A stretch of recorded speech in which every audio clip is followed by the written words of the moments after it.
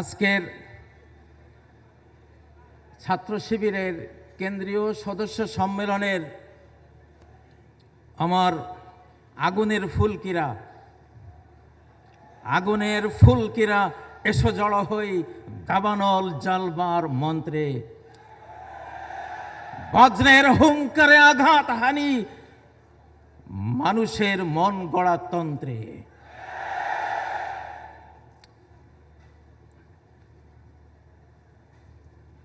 আমরা দুর্বার, আমরা ভেঙ্গে করি সব চুরমার। আমরা স্রষ্টার নিয়মে সুশৃঙ্খল, আমরা মানি না কারো কোনো বন্ধন নিয়ম কানুন শৃঙ্খল। আমরাই তো সেই বিধাতার চির বিস্ময়, যারা নমরুদদের আগুনে পুষ্পের হাসি হাসে, যারা বেঈমানদেরকে ডুবিয়ে জাহাজ ভাসায়, যারা ফেরাউনকে তলিয়ে দিয়ে লাঠির আঘাতে বিশ্ব রোড নির্মাণ করে সাগরের বুকে। আমরাই তো বিশ্ববিধাতার সেই চির বিস্ময়।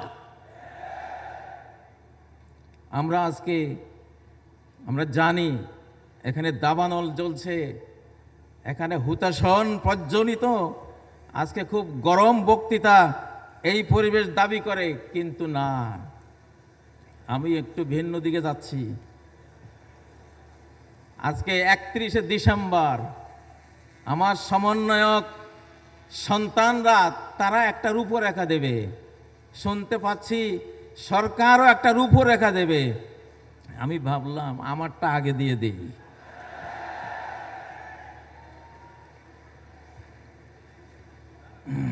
বিপ্লবোত্তর নতুন বাংলাদেশের নতুন সংবিধান। আল্লাহর নামে যিনি পরম করুণাময় অতি দয়ালু, আমরা স্বাধীন বাংলাদেশের জনগণ ইসলামকে আমাদের শাসন ব্যবস্থার ভিত্তি হিসেবে গ্রহণ করে এবং ন্যায় বিচার ও স্বাধীনতা এবং ঐক্যের নীতিগুলোর প্রতি প্রতিশ্রুতিবদ্ধ হয়ে সংবিধান প্রণয়ন করছি। কোরআনের শিক্ষা এবং মহানবী মুহাম্মদ সাল্লাল্লাহু আলাইহি সাল্লামের সুন্নাহর উপর ভিত্তি করে এই সংবিধান রচিত হবে। এটি আল্লাহর আইন প্রতিষ্ঠা, সামাজিক সমতা নিশ্চিত করা এবং ইসলামী উম্মার সার্বভৌমত্ব রক্ষার জন্য নিবেদিত থাকবে। প্রথম অধ্যায় ভিত্তিমূলক নীতি, ধারা 1 রাষ্ট্রের প্রকৃতি। এটি একটি ইসলামী প্রজাতন্ত্রী বাংলাদেশ, একটি শাসন ব্যবস্থা যা আল্লাহর নীতির উপর প্রতিষ্ঠিত, যেখানে সমস্ত আইন ও নীতিমালা শরিয়া থেকে উদ্ভূত এবং ন্যায় বিচার ও সমতার জন্য নিবেদিত থাকবে। ধারা 2 রাষ্ট্রের লক্ষ্য আল্লাহর সার্বভৌমত্ব রক্ষা করা। 2 সকল নাগরিকের মর্যাদা এবং অধিকার নিশ্চিত করা। 3 নৈতিক, সামাজিক এবং অর্থনৈতিক ন্যায় বিচার প্রচার করা। 4 সমস্ত ধরনের নির্যাতন এবং দুর্নীতির বিরুদ্ধে লড়াই করা। 5 বৈশ্বিক ইসলামী সম্প্রদায় অর্থাৎ উম্মার মধ্যে ঐক্য প্রতিষ্ঠা করা। ধারা 3 নির্দেশনামূলক নীতি। রাষ্ট্র পরিচালিত হবে আল্লাহ ও তার রাসূলের প্রতি সম্পূর্ণ আনুগত্যের ভিত্তিতে। 2 বিদেশি আধিপত্য থেকে স্বাধীনতা বজায় রাখার উপর। 3 নৈতিক শাসন, জবাবদিহিতা এবং স্বচ্ছতার উপর। 4 শিক্ষা এবং বৈজ্ঞানিক উন্নয়নকে উৎসাহিত করার উপর। আমরা রাজি? কারা কারা রাজি একটু হাত তুলুন। আপনারা কি এই সংবিধানকে ভোট দিচ্ছেন?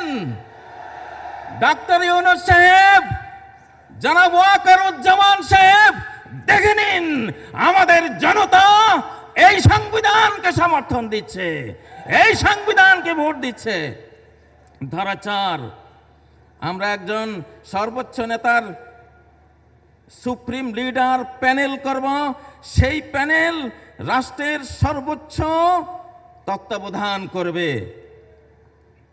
সর্বোচ্চ নেতাদের যেই সুপ্রিম লিডার প্যানেল থাকবে তারা বিশেষজ্ঞ পরিষদের মাধ্যমে নির্বাচিত হবে, যার ভিত্তি হলো ইসলামী আইনশাস্ত্রের জ্ঞান, ধর্মীয় পবিত্রতা এবং নেতৃত্বের দক্ষতা। এটা একটা পরামর্শ, করলে করতে পারেন, নাও করতে পারেন। ধারা 5, বিশেষজ্ঞ পরিষদ।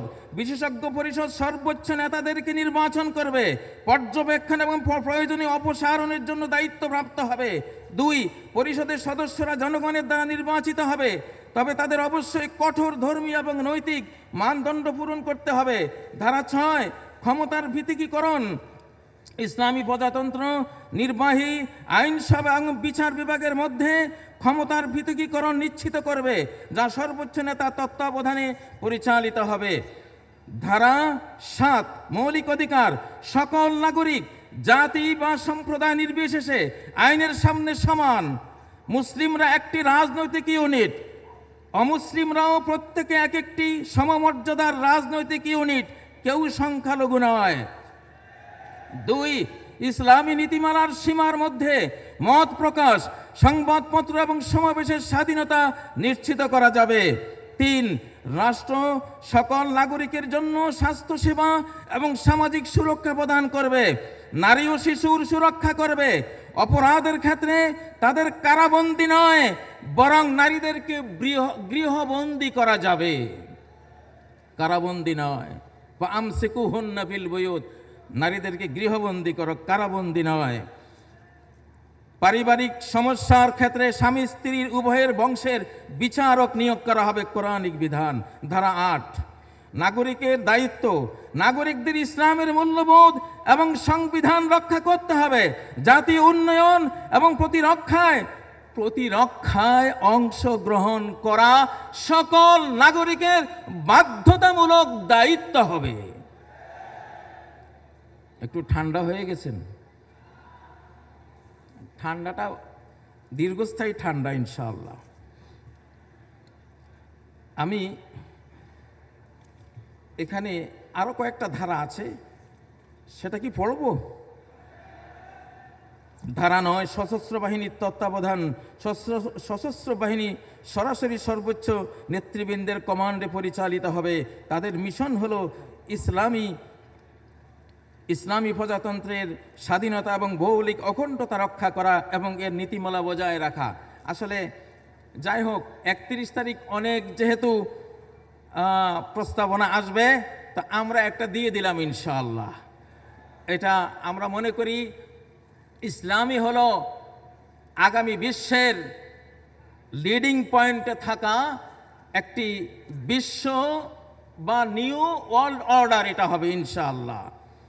ধর্মীয় নেতৃত্ব এগিয়ে আসছে সারা বিশ্বে, বাংলাদেশে, সিরিয়ায়, আফগানিস্তানে এবং আমরা দেখছি ফিলিস্তিনে, আমরা দেখছি সারা বিশ্বেই ধর্মীয় নেতৃত্ব এগিয়ে আসছে। অতএব ধর্মের বর্মে সুরক্ষিত থেকে, আকাশের অভিশাপ থেকে, জমিনের গজব থেকে আমাদের বাঁচতে হবে। আল্লাহ আমাদেরকে তৌফিক দিন।